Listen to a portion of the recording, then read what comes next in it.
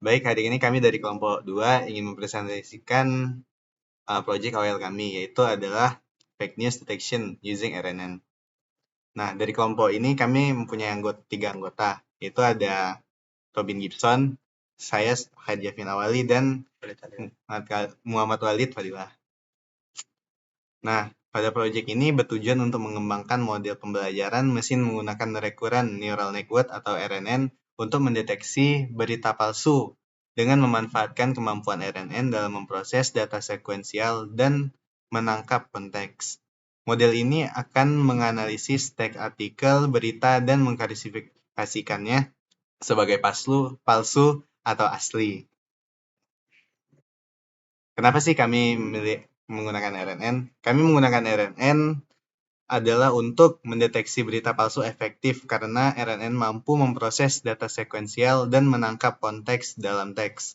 RNN dapat mengenali pola linguistik dan hubungan antar kata dalam artikel berita, memungkinkan model untuk memahami nuansa dan konteks yang penting dalam mendeteksi keaslian berita.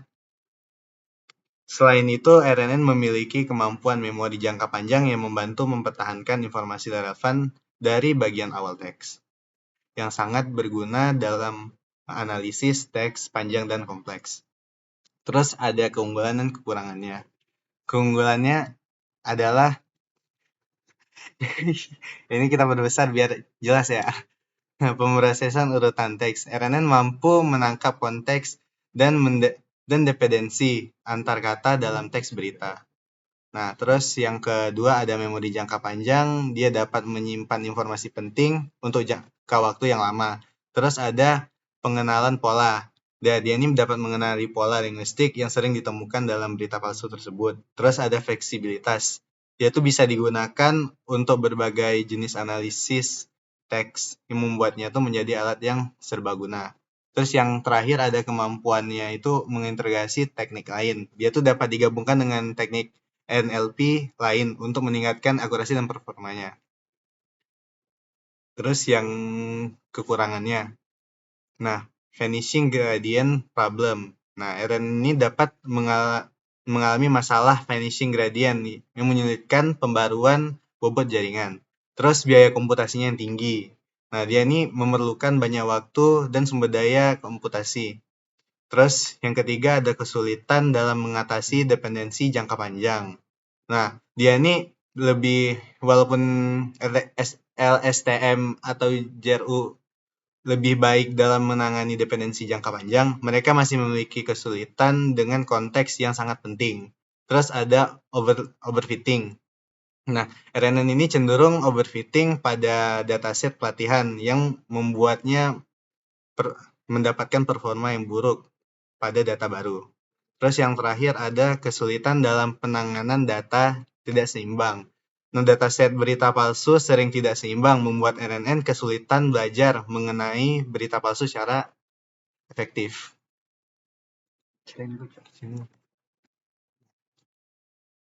Nah, terus sini ada langkah-langkah pembuatan modelnya. Yang pertama kita tuh bakal mengimport library. Terus yang kedua ada preprocessingnya. Yang ketiga ada word embedding.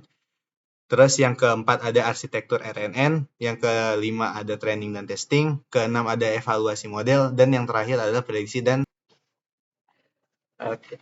Yang pertama kita akan melakukan import library. Di sini kita akan menggunakan beberapa library yang dibutuhkan dalam pemrosesan data. Yang pertama ada Pandas untuk manipulasi dan analisis data. Yang kedua ada Matplotlib untuk membuat visualisasi data dalam bentuk seperti grafik garis. Terus yang ketiga ada NumPy. NumPy tidak digunakan secara eksplisit. Yang keempat ada TensorFlow. TensorFlow digunakan untuk membangun dan melatih model deep learning dan memproses teks. Yang kelima ada Tokenizer dari Keras yang digunakan untuk mempersiapkan teks untuk model dengan mengubahnya menjadi urutan angka.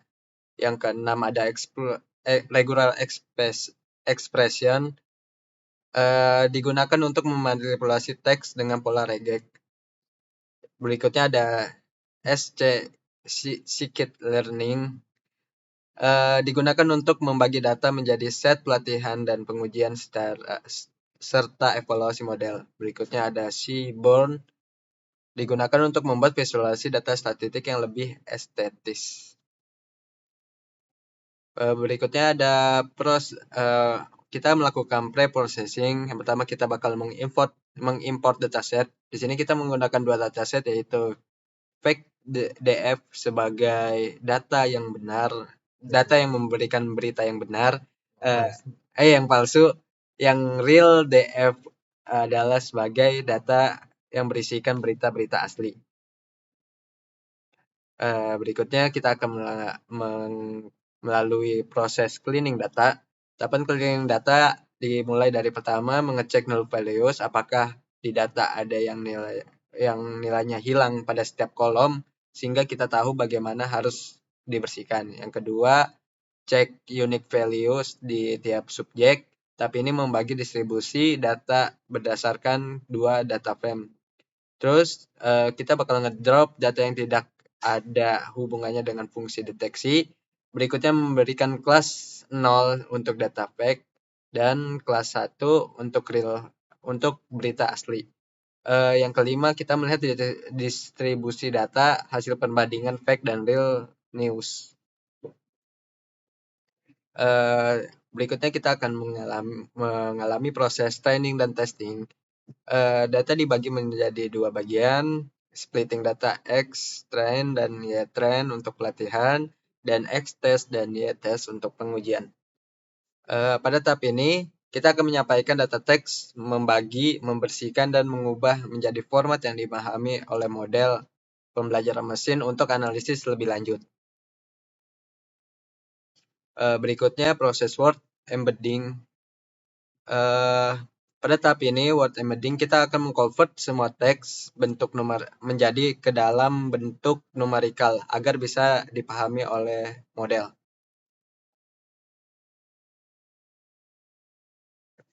Berikutnya ada tahapan building the RNN-nya. Jadi di sini kita membangun model RNN-nya.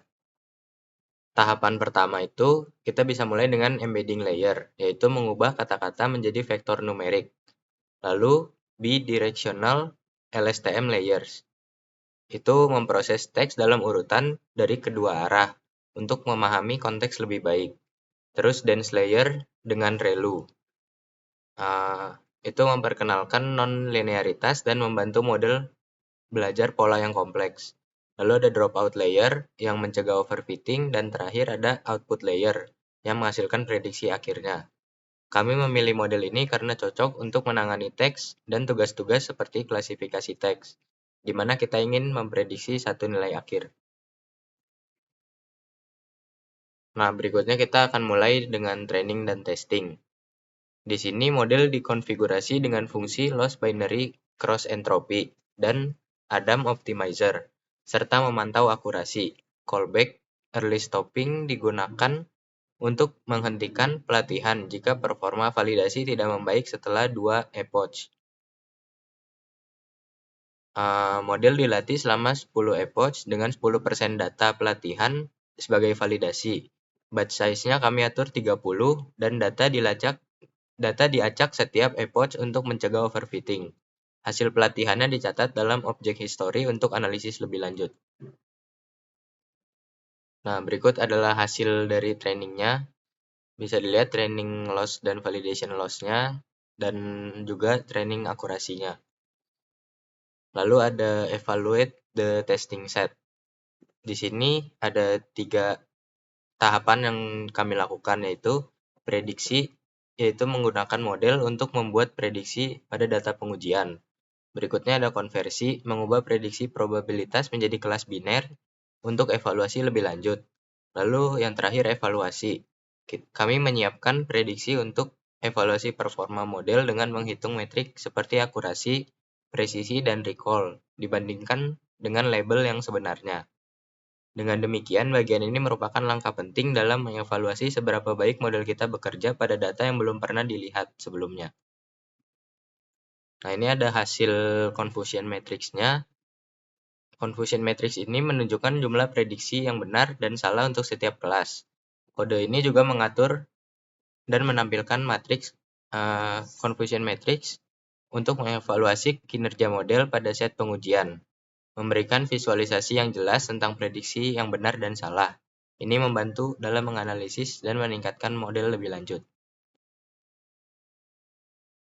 Berikutnya membuat prediksi dan visual model. Langkah pertamanya mendapatkan bobot dari lapisan embedding model. Lalu yang kedua mengambil daftar kata dari tokenizer.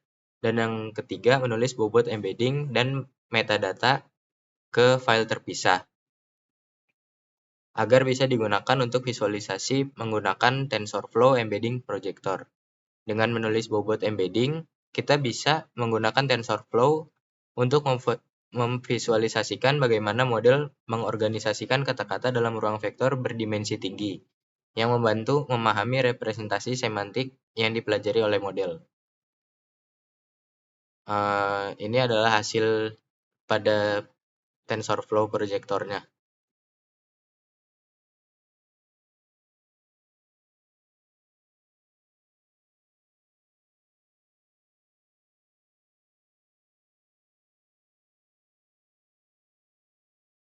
Nah, ini adalah hasil dari TensorFlow project kami. Bisa dilihat ini ada data-datanya, data berita yang palsu dan asli. Udah. Sekian dari kelompok kami, terima kasih.